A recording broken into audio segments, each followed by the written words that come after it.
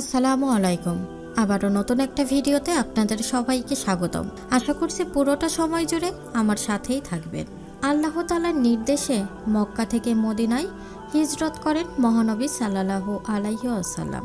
নবীজি যেন হিজরত করতে না পারেন তাই পথে পথে বাধা সৃষ্টি করেছিলেন মক্কার কুরাইশ নেতারা। সব চেষ্টায় বিফল হয়ে শেষে তারা মুহাম্মদ সাল্লাল্লাহু আলাইহি ওয়াসাল্লামের বিনিময়ে মক্কাবাসীর জন্য পুরস্কার ঘোষণা করেন। জীবিত বা মৃত মুহাম্মদকে ধরে দিতে পারলে 100 উন্নত জাতের উট পুরস্কার ঘোষণা করা হলো। পুরস্কারের লোভে অনেকেই মুহাম্মদ সাল্লাল্লাহু আলাইহি ওয়াসাল্লামের খোঁজে বের হলো। সুরাকা ইবনে মালিক নামে মক্কার এক যুবক বের হলেন নবী মুহাম্মদের খোঁজে।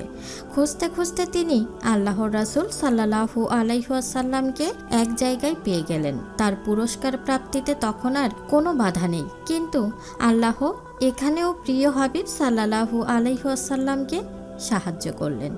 রাসূল সাল্লাল্লাহু আলাইহি ওয়াসাল্লামকে দেখার পর সুরাকা সামনে অগ্রসর হলেন, কিন্তু হঠাৎ তার ঘোড়া হোঁচট খেয়ে পড়ে গেল। তিনি ঘোড়া সহ উঠে আবার সামনে যাওয়ার চেষ্টা করলেন। তাকে দেখে আবু বকর রাদিয়াল্লাহু তাআলা আনহু আতঙ্কিত হয়ে পড়লেন, কিন্তু আল্লাহর রাসূল সেদিকে কোনো গুরুত্ব দিলেন না। সুরাকা আবারও সামনে অগ্রসরের চেষ্টার পর এবার তার ঘোড়ার পা মাটিতে ডেবে গেল। অনেক চেষ্টা করেও ঘোড়াকে উঠানো গেল না। তিনি আল্লাহর রাসূলের কাছে সাহায্য চাইলেন। রাসূল সাল্লাল্লাহু আলাইহি ওয়াসাল্লামকে বললেন, প্রয়োজনে আপনি আমার খাবার পানীয় অস্ত্রশস্ত্র সব নিয়ে নিন, আমাকে এই অবস্থা থেকে মুক্তি দিন।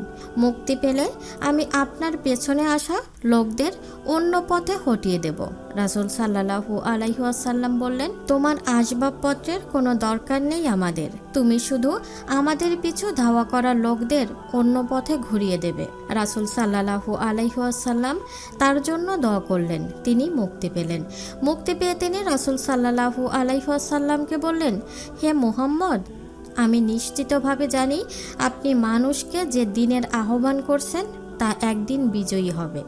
আমাকে আপনি প্রতিশ্রুতি দিন, আমি যখন আপনার সাম্রাজ্যে যাব আপনি আমাকে সম্মান দেবেন। রাসূল সাল্লাল্লাহু আলাইহি ওয়াসাল্লামের কাছে এই প্রতিশ্রুতি লিখিত চাইলেন তিনি। রাসূল সাল্লাল্লাহু আলাইহি ওয়াসাল্লাম তাকে লিখে দিলেন। সুরাকা সেখান থেকে ফিরে সামনে অগ্রসর হয়ে দেখলেন কিছু লোক মুহাম্মদ সাল্লাল্লাহু আলাইহি ওয়াসাল্লামের খোঁজে বের হয়েছে। তিনি তাদের বিভ্রান্ত করার জন্য বললেন, আমি এই পথে অনেক দূর পর্যন্ত গেছি, কিন্তু মুহাম্মদকে দেখতে পাইনি, তোমরা অন্য পথে যাও। মুহাম্মদ সাল্লাল্লাহু আলাইহি ওয়াসাল্লাম মদিনায় নিশ্চিন্তে পৌঁছেছেন।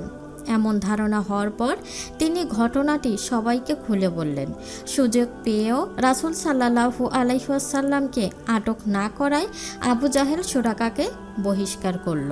মক্কা বিজয়ের দিন সুরাকা সেই অঙ্গীকারপত্র নিয়ে রাসূল সাল্লাল্লাহু আলাইহি ওয়াসাল্লামের কাছে এলেন।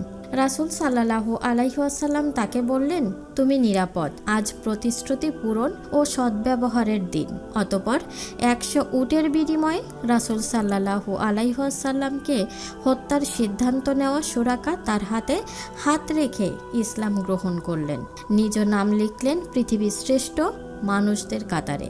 ভিউয়ার্স, আশা করছি আজকের এই ভিডিওটি আপনাদের ভালো লাগবে। আবারও নতুন একটা ভিডিও দেখার আমন্ত্রণ জানিয়ে আজকের মতো এখানেই শেষ করছি। আল্লাহ হাফেজ।